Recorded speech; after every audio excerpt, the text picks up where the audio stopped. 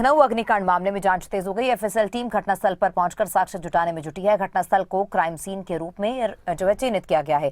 Ground floor से लेकर दूसरी मंजिल तक विस्तृत जांच की जा रही है, वीडियोग्राफी की जा रही है। मौके पर मौजूद सभी वस्तुओं और परिस्थितियों का वैज्ञानिक रिकॉर्ड तैयार किया जा रहा है। एफएसएल टीम आग लगने के कारणों और फैलाव की दिशा का अध्ययन कर रही है।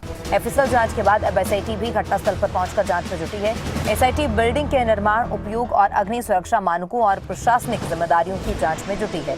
तो मामले में संबंधित विभागों, अधिकारियों और अन्य जिम्मेदार व्यक्तियों की भूमिका की पड़ताल जारी है। एफएसएल और एसआईटी की जांच रिपोर्ट के आधार पर जवाबदेही तय की जाएगी। शासन के निर्देश पर गठित एसआईटी 7 दिनों में जांच रिपोर्ट सरकार को सौंपेगी। 15 लोगों की मौत वाले इस अग्निकांड में दोषियों के खिलाफ सख्त कार्रवाई की तैयारी की जा रही है। तो लखनऊ अग्निकांड मामले में जांच पड़ताल तेज हो गई है। एफएसएल टीम घटनास्थल पर पहुंची है, साक्ष्य जुटाने में टीम जुटी है। ज्यादा जानकारी के लिए आकाश यादव हमारे सहयोगी जुड़ चुके हैं। आकाश, लखनऊ अग्निकांड मामले में लगातार जांच का जो दायरा है वो बढ़ाया जा रहा है, जांच तेज कर दी गई है। एफएसएल की टीम भी घटनास्थल पर पहुंची है। क्या कुछ जानकारी है, ताजा तस्वीरें क्या है?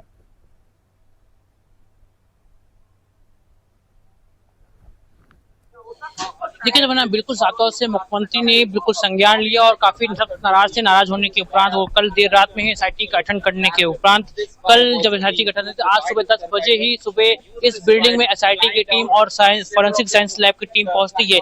तमाम गहन जांच करती है, पहली मंजिल से लेकर दूसरे से लेकर तीसरी मंजिल तक की जांच करती है। करीबन अभी 15 मिनट पहले यहाँ से जांच करके यहाँ से फॉरेंसिक की टीम और एसआईटी की टीम यहाँ से निकली है। लेकिन इस प्रकार से भयावह मंजर आप देख सकते हैं, कल अग्निकांड के बाद जो यहाँ का मंजर है वो कितना दयनीय है और कितना भयावह है कि किस प्रकार से कोई भी चीज यहाँ पे बची नहीं है। हर चीज नस्तो नाबूद हो चुकी है। एक रास्ता है, सारे ऐसे डक्ट देख रहे हैं कितने जले हुए, इसी रास्ते से लोग नहीं निकल पाए। एक मैं तार दिखाना चाहूंगा, जिस तार के देखा होगा, ये तार जो है ये केबल का तार है। इस तार के सहारे कल 7 से 8 बच्चे जो बच पाए हैं, ये वही तार है जिसने उन तार से बच्चों की जिंदगी बचाई है। तो कहने का मतलब ये है कि जो ये भयावह तस्वीर अब आग लगने के बाद है वो काफी दयनीय है, काफी भयावह है। लेकिन मुख्यमंत्री ने संज्ञान लिया है, जांच का दायरा बढ़ाया है और टीम बड़ा अलर्ट है।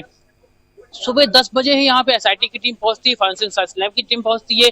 यहाँ पे डू नॉट क्रॉस का आप देख सकते हैं, किसी के बिल्डिंग के अंदर प्रवेश करने का आदेश नहीं है, सिर्फ टीम अंदर गई थी और सुबह से गहन जांच की गई। छोटे छोटे पहलुओं को जांच के दायरे में रखा गया है, हर चीज को देखा, रिकेशन करने की बात की गई। लेकिन सबसे बड़ी बात ये भी निकल के सामने आई कि कुछ बच्चों की जान और बच सकती थी, लेकिन ऑटोमेटिक डोर जो था वो जो छत पे था वो बंद था। अगर वो गेट खुल जाता शायद कुछ बच्चों की जान और बच सकती है। ये चीजें तो तमाम सवाल है, क्योंकि एनओसी से लेके फायर डिपार्टमेंट से लेके एलडीए से लेके तमाम सवाल है। क्योंकि जिस प्रकार से जिस गली में ये कोचिंग सेंटर था, पेट क्लिनिक था, ये अवैध है।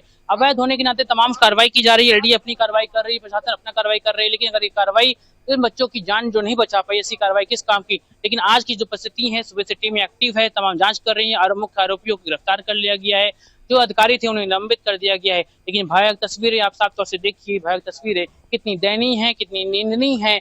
जिस प्रकार से बिल्डिंग खाक हो गई है और खाक होने के बाद इसे बिल्कुल डू नॉट क्रॉस कर दिया गया और टीम आके जांच कर रही है। अब जांच का विषय है, 7 दिन के बाद टीम जो है मुख्यमंत्री को रिपोर्ट सौंपेगी। उस रिपोर्ट में देखना होगा क्या निकल के आता है और कितने अधिकारियों पर कार्रवाई की जाती है। तमन्ना। आकाश, बहुत से सवाल इस अग्निकांड के बाद जरूर खड़े हो रहे हैं, लेकिन जांच में ये भी सामने आया कि जो बिल्डिंग है, अवैध निर्माण की भी बात इस बिल्डिंग को लेकर सामने आई है। तो जब लगातार अवैध निर्माण पर प्रशासन का शिकंजा कसा जा रहा है, तो ये बिल्डिंग जो है उस समय जांच के दायरे में क्यों नहीं आई? क्योंकि कहीं ना कहीं ये भी एक बड़ा कारण है कि जो ये हादसा हुआ है, अवैध निर्माण अगर नहीं होता तरीके से, अगर उस समय इंस्पेक्शन की जाती तो शायद ये सब चीजें भी जांची जाती और ये आज बड़ा हादसा जो हुआ है ये होते होते टल जाता।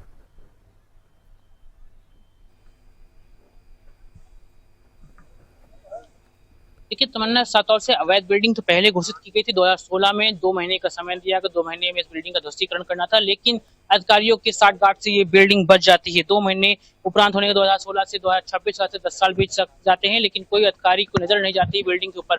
अवैध बिल्डिंग 10 के 10 आवासीय बिल्डिंग के रूप में रजिस्टर्ड होती है, मानचित्र आवासीय होता है, लेकिन कमर्शियल के रूप में प्रयोग की जा रही थी। कमर्शियल के रूप में प्रयोग करने का परिणाम ये रहा कि बिल्डिंग पूरी तरह जल के राख हो गई और एलडीए के जो अधिकारी थे, आला अधिकारी थे, उनके बिल्कुल भी नजरों से बाहर रहे। ऐसे में जो अधिकारियों पे गाज गिरी है, अब ये भी माना जा रहा है कि एलडीए जो वीसी है प्रथमेश कुमार ने पूरे 10 सालों का रिकॉर्ड मंगाया कि कब कब कौन कौन अधिकारी रहा है। तो करीबन 16 अधिकारी ऐसे हैं जिन पर अभी भी गाज गिर सकती है और आगामी समय में अन्य कार्रवाई भी एलडीए द्वारा की जा सकती है। 15 दिन का समय दिया गया है। एलडीए ने रिपोर्ट मांगी जो ओनर है वीरेंद्र शुक्ला से कि भाई आपने क्यों कमर्शियल था, आपने क्यों नहीं बढ़ाया, और क्या जो किलोवाट था, क्योंकि लगातार अगर बिल की भी बात करें, जिस तरह एसी आप देख सकते थे जो जल के खाक हो गए, इसमें जो किलोवाट था जिसमें गर्मी बढ़ रही थी, ये किलोवाट 20 किलोवाट का कनेक्शन उन्होंने ले रखा था, 38 किलोवाट कनेक्शन उस दौरान था जब ये हादसा हुआ है। तो इस तरह से जो है जो प्रशासनिक अमला था वो क्यों नहीं जाग रहा था, अगर इतना भार बढ़ रहा था उसे रिपोर्ट करनी चाहिए थी, उसे संज्ञान लेना चाहिए था, लेकिन किसी प्रकार संज्ञान नहीं लिया। परिणाम ये रहा कि 15 बच्चों ने अपनी जान गंवा दी है। तो जांच के घेरे में कई बातें हैं, प्रशासन के सवालों के घेरे में,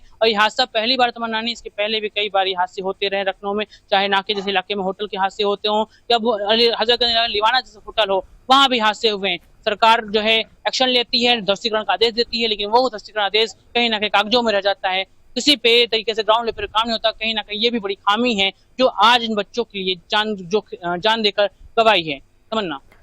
आकाश, अभी इस समय कौन कौन से प्रशासनिक अधिकारी और कौन कौन सी टीमें मौके पर मौजूद है जो जांच कर रही है?